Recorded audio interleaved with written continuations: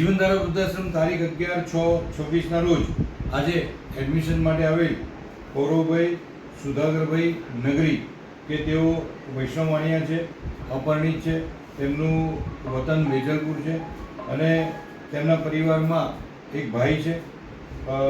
જે વાત કરું કે પૌરવભાઈ તેઓ પોતે પહેલાં બાવળા પોતાના માતા સાથે રહેતા હતા અને તેઓ પોતે તેમનું સુશીલાબેન કે તેમના માતૃશ્રી છે તેમનું અવસાન 2022માં થયેલ. પૌરવભાઈ ભૂતકાળમાં શેરબજારની ઓફિસમાં કામગીરી કરતા હતા અને જે કહે છે ને કે કોઈ પણ વસ્તુની અતિશયોક્તિ થઈ જાય તો એ ઝેરમાં પરિણમે છે કે કોઈને વધુ પડતો પ્રેમ કરવો, વધુ પડતો તેનો વિચાર કરવો અને વધારે ખાઈ લેવો એ પણ આંખો લાવી દે છે. તો તેમને પણ તેમની સ્ટોરીમાં પણ એવું જ છે કે તેઓ પણ કોઈ તેમના કયા મુજબ તેઓ કોઈના એકતરફી પ્રેમમાં હતા તેવું તેમનું જણાવવું છે. અને પૌરવભાઈ પોતે પછીથી શેરબજારનું કામ કર્યું અને પોતે ધીમે થોડા ડિપ્રેશનમાં અને સિઝોફેનિયાના જે કહે કે સિઝોફેનિયામાં તેઓ પોતે ગરકાવ થઈ ગયા અને અત્યારે હાલ તેમના ભાઈ પૌલેશભાઈ અહીંયા તેમને મૂકવા આવ્યા છે. તો પૌલેશભાઈ શું કહો છો કે એમને એડમિશન કેમ લેવું? જીવનધારા વૃદ્ધાશ્રમ ખૂબ પ્રતિષ્ઠિત સંસ્થા છે.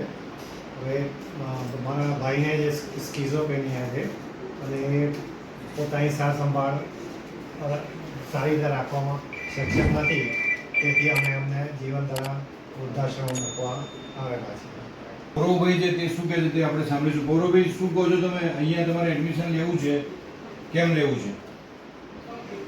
મારે છે તે હવે પ્રારંભ જોયું તો મારે મારે કોઈ ઘર નથી ને મારે કોઈને બોજારૂપ થવું નથી ને મને સ્કીઝોફ્રેનિયા છે. મારા ભાઈ મને એમને લીધે જ હું અહીંયા આવી શકવા સમર્થ થયો છું કે મારે કોઈ જાતનું બેકિંગ નથી, મારા ભાઈનું જ બેકિંગ છે કે જેને લીધે હું અહીંયા આવી શક્યો છું અને મારી સાર સંભાળ થાય છે ને મારા માટે આશીર્વાદરૂપ છે ને સાહેબ ને બેન મારા માટે ભગવાનરૂપ છે કે જેમણે મને આટલું ઝડપી એડમિશન આપી દીધું એટલે મારે તો બસ સ્વર્ગ મળી ગયું.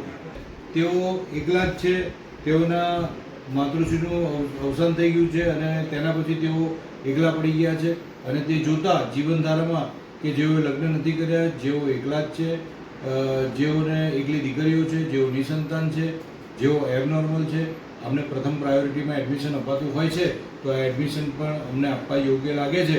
આજે હું સંદીપ શાહ, અમારા માનનીય ટ્રસ્ટી ઉષાબેન ની ઉપસ્થિતિમાં આ એડમિશન અમે આજરોજ આપી રહ્યા છીએ. આ જીવનધારા વૃદ્ધાશ્રમ પરિવારના પ્રણામ.